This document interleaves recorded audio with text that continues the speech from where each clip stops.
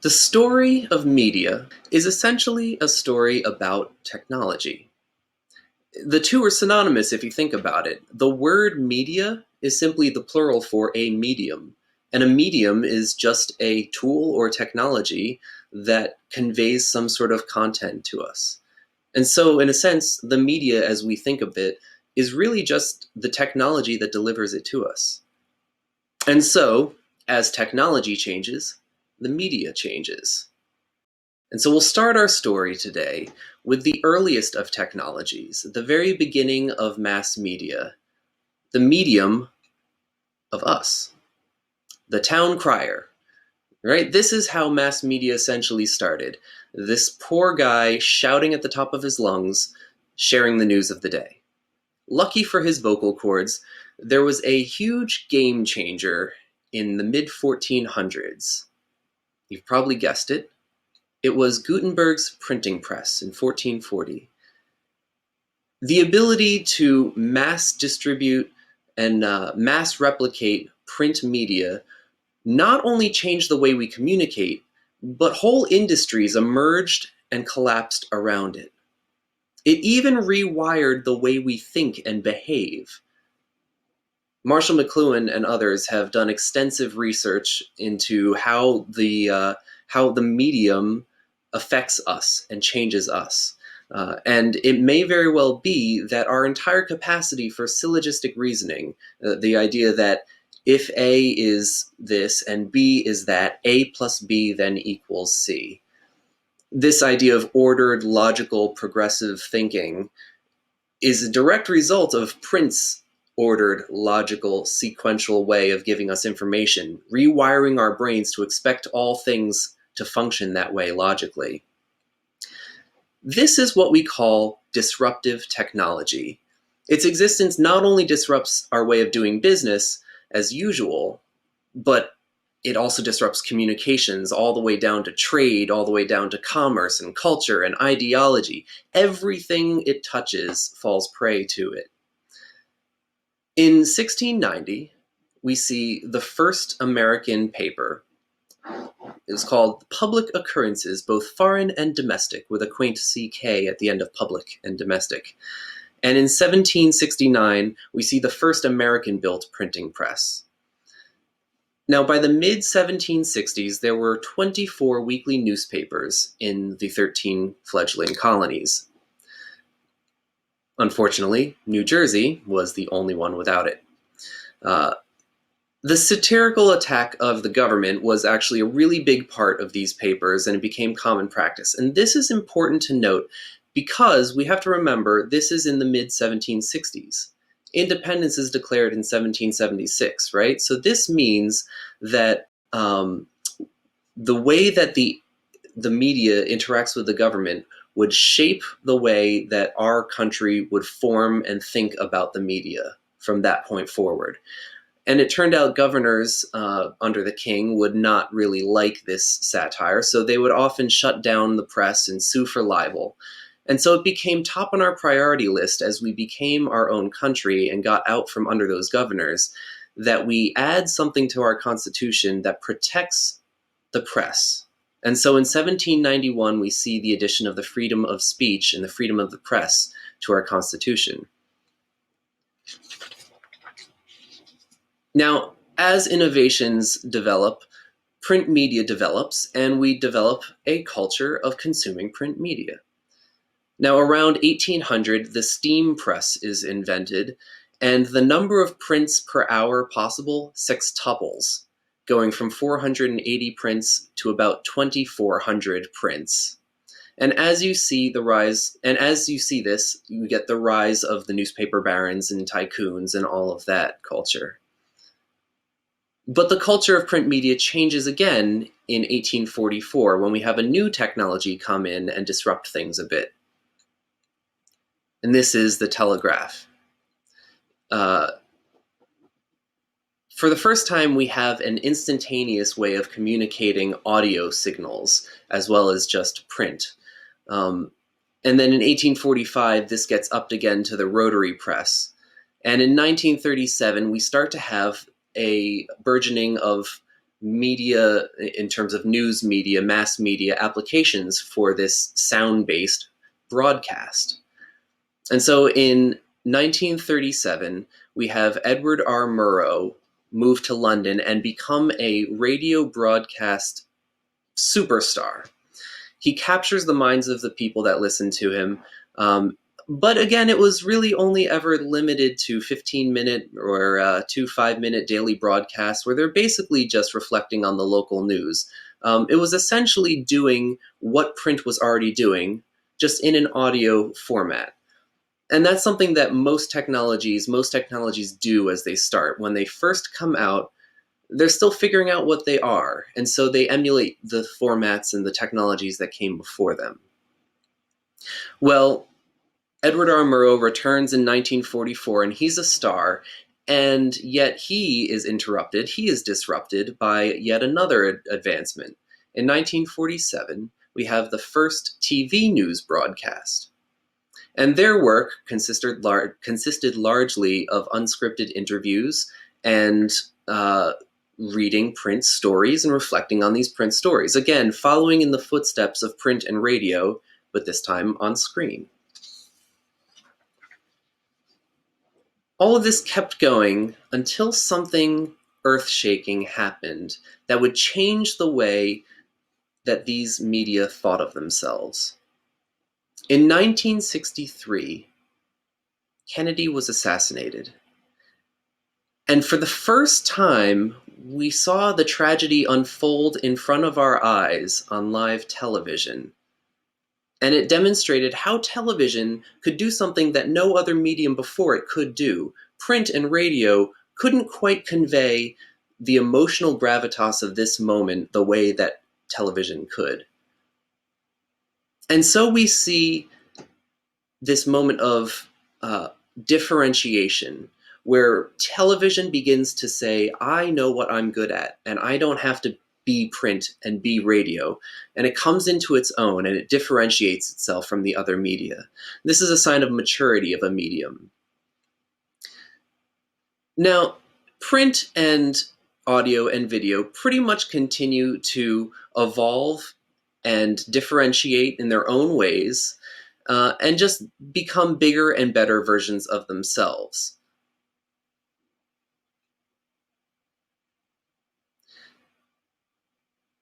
And as we get these three distinguished technological realms, we start to see three distinguished categories for communications emerge: mass media, telecommunications, and information technology, all driven by these technologies.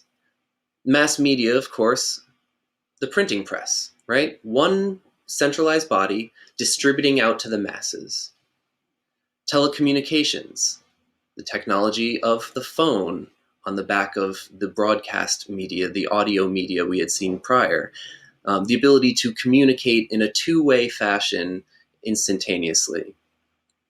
And information technology, from something as simple as the calculator all the way up through the modern computer, the ability to handle and process data at incredible speeds. And again, these things keep going on and becoming bigger, better, shinier, faster versions of themselves. And looking at this calculator now, we can see we've gotten even bigger and better and shinier and faster since. But then the single most disruptive technology since the printing press comes along: the internet. The internet comes along, and for the first time, we don't really know what to do with it. Is it mass media? Well, it can certainly distribute information to a large amount of people very easily. But is it telecommunications? I can email, I can IM, I can talk to people one-to-one, real time. But it's also information technology, isn't it? Right? We can calculate huge amounts of numbers and catalog and store and process unfathomable amounts of data through the internet. And so, for the first time, we see something that doesn't play by the rules here. And all of these fields start to get muddied and converge into mass teleform media telecommunications or something like that. We still don't quite know what to make of this, but this is the heart of disruptive technology: convergence. When media converge and the waters get muddied, then we have an interesting paradigm shift on our hands.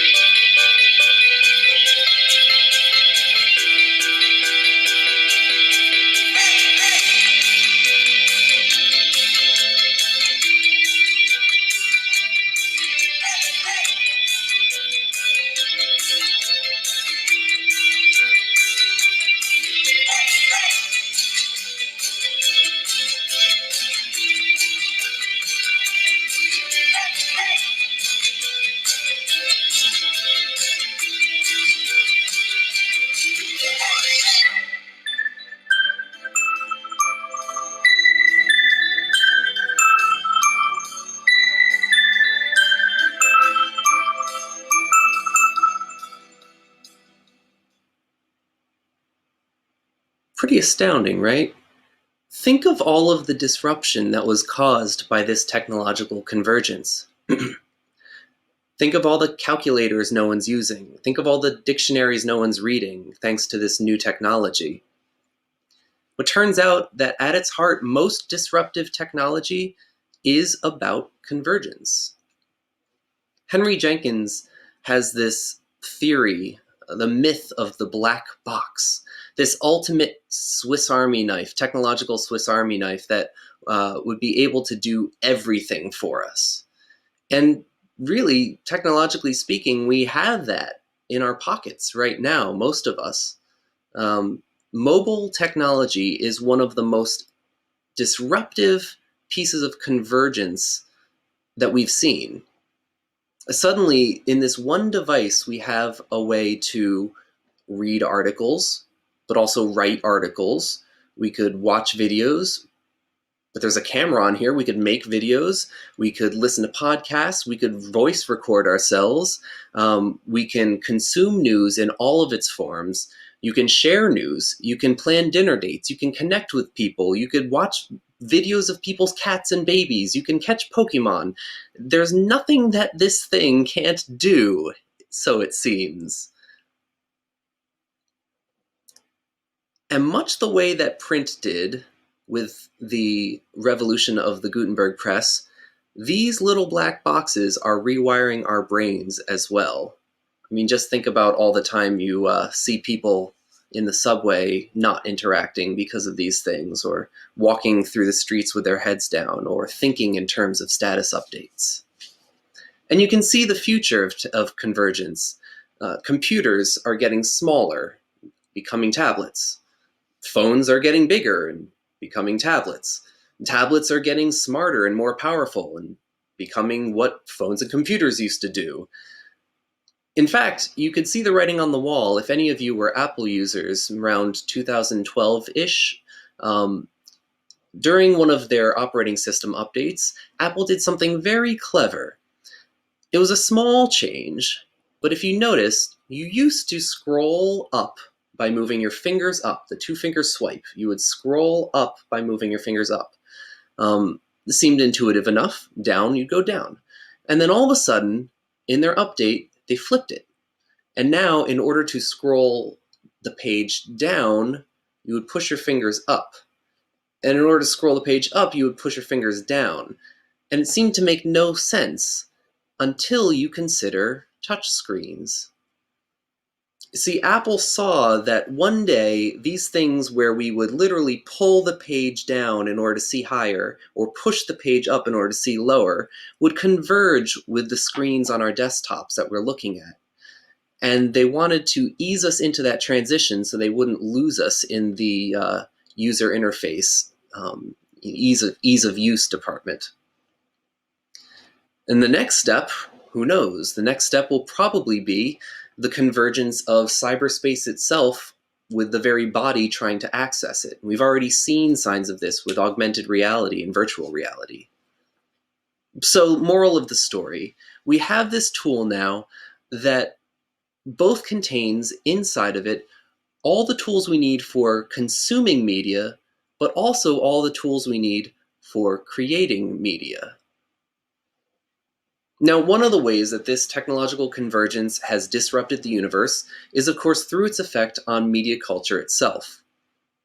The internet kind of continued on for a while doing its thing, following in the footsteps of its predecessors, just like every other new medium before it, even into the turn of the 21st century, pardon me.